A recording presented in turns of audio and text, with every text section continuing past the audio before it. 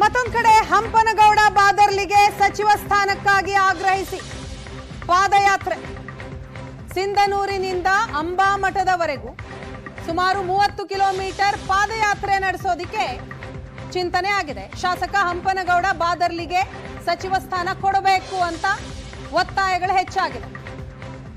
ಅಂಬಾಮಠದಲ್ಲಿ ಪೂಜೆ 1001 ತೆಂಗಿನಕಾಯಿ ಒಡೆದಿದ್ದಾರೆ ಬೆಂಬಲಿಗರು. ಹಂಪನಗೌಡ ಬಾದರ್ಲಿಗೆ ಮಂತ್ರಿ ಸ್ಥಾನ ಕೊಡಲೇಬೇಕು ಅಂತ ಪಾದಯಾತ್ರೆಯನ್ನ ನಡೆಸಿದ್ದಾರೆ.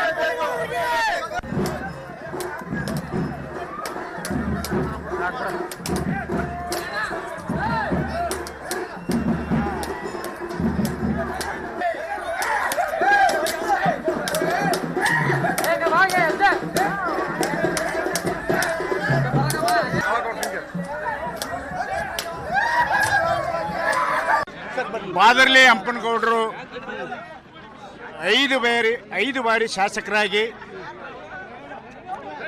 ವೀರಶೈವ ಸಮಾಜದ ಮುಖಂಡರಾಗಿ ಯಾದಗಿರಿ, ರಾಯಚೂರು, ಬಳ್ಳಾರಿ ಜಿಲ್ಲೆಯ ಮುಖಂಡತ್ವ ಅವರಿದೆ. ವೀರಶೈವ ಸಮಾಜದಲ್ಲಿ ಅವ್ರಿಗೇನಾದರೂ ಮಂತ್ರಿ ಸ್ಥಾನ, ಅವರ ಹಿರಿತನವನ್ನು ಪಕ್ಷ ಪರಿಗಣಿಸದೇ ಇದ್ದರೆ 9 ಕ್ಷೇತ್ರಗಳಲ್ಲಿ, ಜಿಲ್ಲೆಯ 7 ಕ್ಷೇತ್ರಗಳು, ಪಕ್ಕದ ಸಿರುಗುಪ್ಪ ಕ್ಷೇತ್ರ, ಪಕ್ಕದ ಕನಗಿರಿ ಕ್ಷೇತ್ರ, ಈ 9 ಕ್ಷೇತ್ರಗಳಲ್ಲಿ ಕಾಂಗ್ರೆಸ್ಸು ವೀಕ್ ಆಗೋದ್ರಲ್ಲಿ ಅನುಮಾನ ಇಲ್ಲ.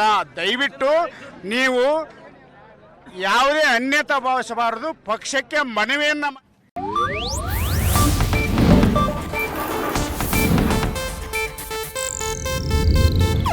ಇದು ಏಷ್ಯಾನೆಟ್ ನ್ಯೂಸ್ ನೆಟ್ವರ್ಕ್ ಪ್ರಸ್ತುತಿ.